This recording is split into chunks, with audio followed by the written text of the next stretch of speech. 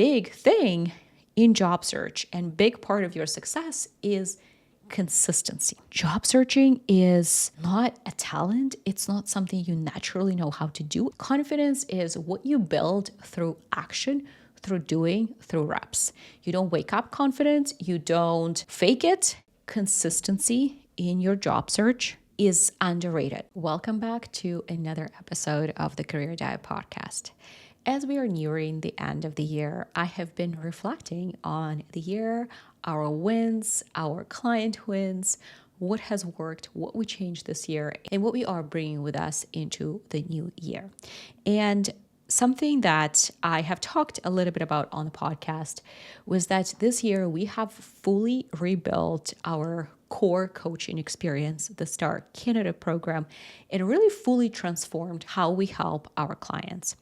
And that has to do to be completely transparent with the job market, because what it took to get that aligned dream 6-figure role 3 years ago, even 2 years ago, is not nearly enough compared to what it takes now on this new AI-driven market. And you have probably heard me talk about this before. I don't believe this is temporarily. I believe because AI is changing the landscape so quickly, I do believe this is the new normal. So we have built fully the content, so all the foundations we teach, and I'll talk about this in this episode, exactly what we did. And we have also really changed how much practice we now push our clients to do in preparation for networking, in preparation for interviews. We have changed the level of support we now offer because, again, that's what the market is requiring from you guys, from job seekers. So I thought it would be fun for us to dive into some of the core challenges that I have seen our clients, our senior clients going for multi-6-figure roles this year when it comes to job search and what we did specifically to help them. And I have a feeling that what we talk about today will resonate with a lot of you because the challenges that our clients are experiencing will probably be the same challenges that you are seeing as well. And I will get very open and transparent around what actually goes on behind the scenes in our coaching experience. We will talk through 4 different challenges and exactly how we have helped our clients solve them. In no particular order, let's dive in. Challenge number 1, stopping and starting your job search. Now, what we have noticed was that we would have clients join the experience, join the program, and they're so excited, they're so motivated in the very beginning, but then as weeks go by, their motivation and their output with how much they were actually applying themselves when it came to job search would decrease.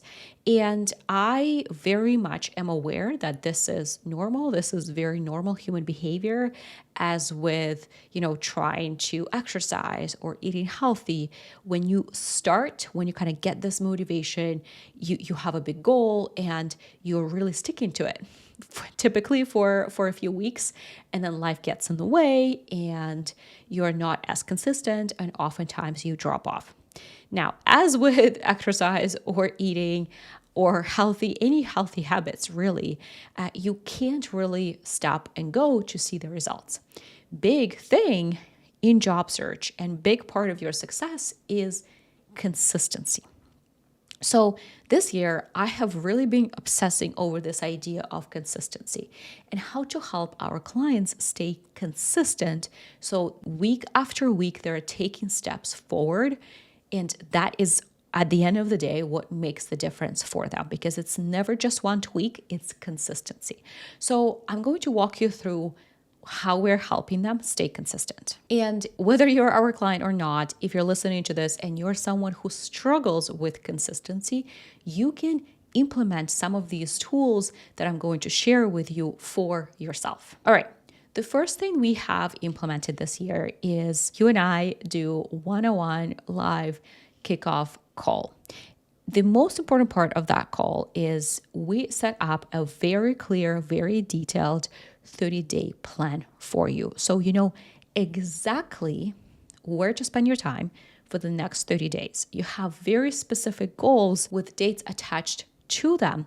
And there is also accountability piece because we ask you to come back to us on that date and report back with how you're doing towards that goal. So for example, one of the first things we do in the program is a networking challenge where I push you to set, depending on your goals, anywhere between 10 to 15 networking meetings in the next 30 days. What that helps you do is to build a habit of outreach, follow-ups, and always having networking meetings on your calendar week after week after week. So after 30 days, and you probably know that it takes at least 30 days to build a habit, after 30 days, you now have a habit of doing this because this is one of the core pieces of your job search. So you're not just fumbling around anymore in your job search.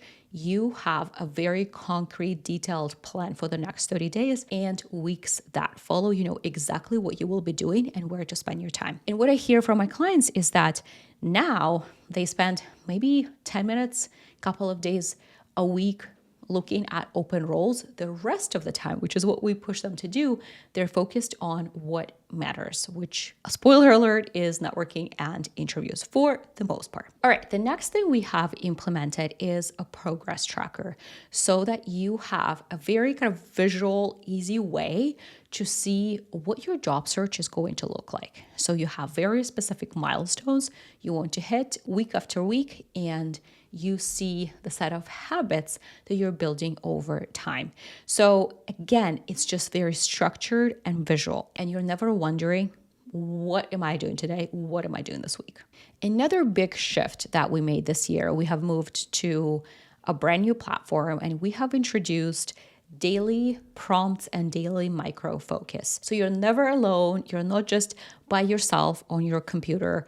Every single morning, there is a prompt, there is focus for that day, whether it's networking, whether it's addressing anything you're working through in coaching, whether it's setting goals for the week. But every single day, there is that notification on your phone. You go in the community and you get focused.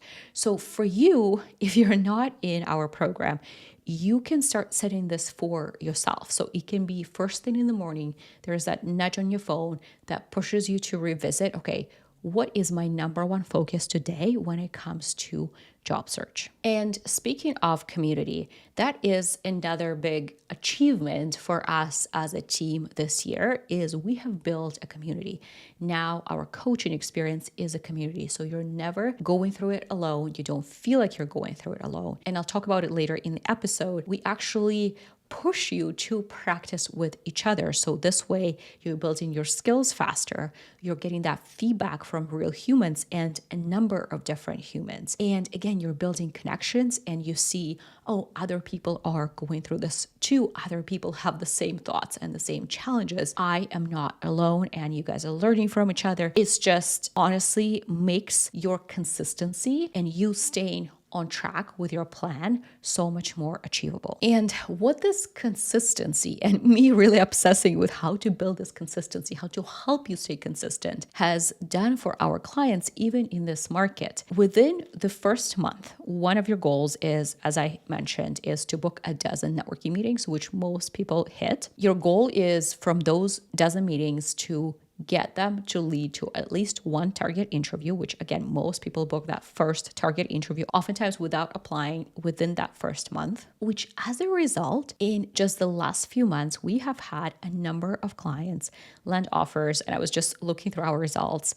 in 1 week, in 4 weeks, in 6 weeks, 10 weeks, 12 weeks, in project management, product management, tech, education, chief of staff, supply chain, you name it. And all of those were 6-figure offers, anywhere from 120K to 160, 180, 200K. So I really need for you to hear this. Consistency in your job search is underrated. You really, as with any goal that you're working towards, you need to chip in away through it and working towards it every single week. That is what makes the biggest difference. All right, let's move on to challenge number 2, and that is interviews without converting them into offers.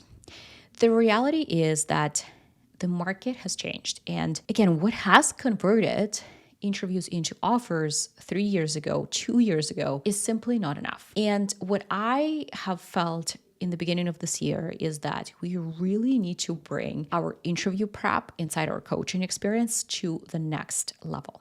So a few things that we have done. Number one, in the beginning of this year, I have completely rebuilt and elevated our interview methodology. So we still teach the same core frameworks based on RCAR Plus and the 3-point intro. You might have heard me talk about those before, but now your prep is on a whole other level. So we now teach you how to build an interview alignment plan for every single role so that you are coming into every interview with a very concrete plan of what you need to cover to be seen as that business solution. You have anticipated the objections that the employer is going to have against hiring you, and you have prepared for those. And you're not just waiting for them to ask, but you're bringing this up proactively. So that's what the interview alignment plan is about. We now teach you how to build an impact preview deck so you can really demonstrate to the employer, hey, here are your challenges.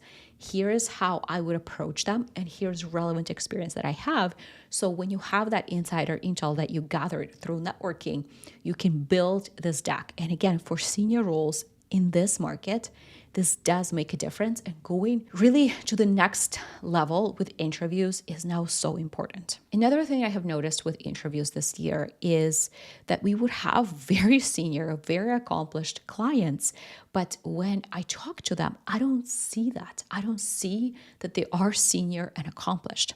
And what I have realized is that we are seeing, even again with senior clients, we're seeing just lack of confidence. And I do believe it has to do with layoffs and how many layoffs, how many people have gone through over the last few years, and just the hit that takes on your confidence. And then you're starting job searching and you realize, wait, this is hard and I'm not hearing back. And before they come into the program, they're just in silo by themselves at home and they have no idea what's happening. So confidence has been a big thing that we have been working on with our clients. And when it comes to confidence, confidence is a skill. Confidence is what you build through action, through doing, through reps. You don't wake up confident. You don't fake it because people can feel it. It's a skill, and you have to do a lot more repetition than you think you do. So I'll walk you through now what we push our clients to do and what really makes a big difference now. One, we have built our own AI tools that help you create those high impact stories following our framework, but you can go and build those stories. You can go just a lot faster than when you used to do it by yourself. And another big tool that we have built is our own Speak GPT that you can practice for interviews with. So when our clients first join in that first session, the kickoff session, when we build our plan, I tell to start prepping for interviews week 3. And week 4, so that often is before they even have an interview. So week 4, they're starting their practice. So with the Speak GPT, they can do a full interview run and actually talk to it. But they can do it solo. And I tell them that at least once a week, ongoing, starting week 4, on your calendar, there is that interview practice time. So in addition to that solo practice where you're practicing with a Speak GPT, I also push you to do at least minimum one of the mock interviews with a human in the community. So twice a week, everyone in our coaching experience does interview practice. And for some people who I feel like have kind of a longer way to go and to get there, I actually push them to do it every single day. Even if it's 30 minutes, there is that interview practice. And you might be listening and thinking, well, this seems insane. Well, let me tell you, I was not someone who was naturally well-spoken. I was not someone who was confident. Heck, I've lived abroad speaking foreign language my entire adult life. So it wasn't something that came easy to me. And I came into the professional world with so much self-doubt. And I have practiced for interviews doing exactly what I push our clients to do. So solo practice and peer practice. One summer after business school, every single day, I would spend actually multiple hours doing interview practice. And I just got so good at it because of just the number of reps running through those stories and then getting feedback and running through them again and again and again, that now these frameworks and just the structure is in my bones. And if I were to have an interview 2 days from now, I would need to build some new stories because it's been a while since I've had my stories repolished and revisited. But it won't take me months to prepare because I have the structure and the frameworks in my bones. But it takes time to get there. So that's what this kind of boot camp type of experience with interview prep takes, and that's what it does. In fact, I want to read you a post that one of our clients made after one of her interviews, and spoiler alert, she ended up getting the role in just 5 weeks after starting the program, and actually interviews was one of her weakest points when she joined. So she says, "Hi peeps, I got some external feedback during an interview today that I thought was worth sharing. At the end of the interview, the interviewer said, 'I love how your responses are structured. You always list 3 items and then elaborate on each one. It makes it so easy to take notes.' I was a bit surprised that they noticed the pattern, but it also stood out to me that they were actively listening and taking notes throughout the call. Just thought to share and encourage us to keep leaning into those structured responses. Our Car Plus 3-point intro provided, even if they seem too simple and repetitive, people really take note." Also, big thanks to Daniel, that's another person in the program, for always giving me feedback on how comprehensive my stories and responses are. Imagine how much more confident she felt going into that interview because she's done so much prep solo and with people in the community. And she's had that feedback from other people in the community. Hey, this is really good. And then, of course, another thing we added for our clients this year is mock interviews with our coaches. And we have an incredible team of interview coaches. They actually, one of our coaches, Coach Matt, we used to practice back in business school. He was one of the people I used to practice with. So what him and I push you guys in the program to do is nothing that we haven't done ourselves. But I want to reiterate here that just that one mock interview with a coach, again, whether you do it with us, whether you do it somewhere else, I often hear, hey, I just need that one mock interview. That is not enough. And I tell our clients that you book that mock interview when you have worked through all the frameworks. They are top of mind. You've worked through those stories. You have practiced a number of hours with the Speak GPT, so solo and with other humans. Only then you book that session with a coach, because now we can really give you feedback and see patterns that are coming up for you. So I truly do believe that, that just one 60-minute session is not enough. It's a skill. And I don't want to scare you by sharing what it really takes. I just honestly want to be transparent with what it takes in this new market for senior roles and how much others are preparing to actually land those roles. So if you feel like, hey, why am I not converting? This is why. It's repetition, a lot more prep with real humans, feedback from real humans, and having the frameworks, the structure, the stories really in your bones. All right, let's move on to challenge number 3. What I have been noticing with our clients this year is this feeling of overwhelm. And it is partially because, again, it's a different market. So it takes a lot more effort now to land roles. And for people who have kids and family, and maybe they're working full time, or maybe they've been laid off, but they have a consulting opportunity or freelance opportunity. And on top of that, they're doing all of this prep and outreach. It can get overwhelming. So 2 very specific things we have been teaching our clients. Number 1, we have been teaching you how to really prioritize and focus in your job search. So we keep reminding our clients that if all fails, if you have a busy week, the only 2 things you want to focus on in your job search are, number 1, networking. So making sure that you have those couple of meetings that week, following up with your past leads from your previous outreach. Maybe it's new outreach, but it's always networking activities is your priority number one. And your priority, again, if all fails, priority number two is that interview practice twice a week, because those are the two biggest things that will move you forward. And with that prioritization, we have been focusing on habits. So networking needs to become a habit. And for most people, what actually they tell me is once they build this habit, even after they land the job, they tell me, oh, I continue to do that.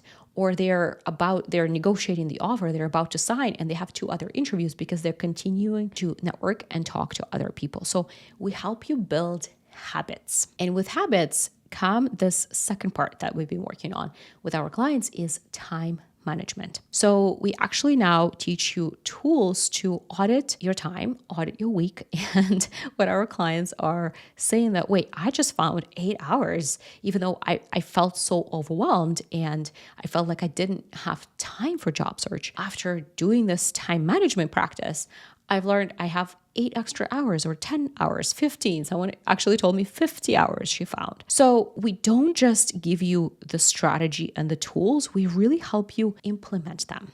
Because as actually what we started with this podcast with, it's all about consistency. And we actually help you see how you can implement those habits and those new activities into your week. So for some clients, it looks like starting their workday, if they're working full time, an hour early. So this is the time of the day, for example, they feel the most energetic and they know that by the end of the day after work, they're tired and it's just not going to happen. They're not going to do it. So we find time on their calendar where we know it's going to happen. So they come to work an hour early. And this way they have at least 5 hours a week dedicated to job search. They know it's going to happen because they're there already. They're at work, they're dressed, they had their coffee. So it is that focused time that they find. It looks different for different people, but I really want for you as well listening to start thinking about your job search activities the same way. Not just, hey,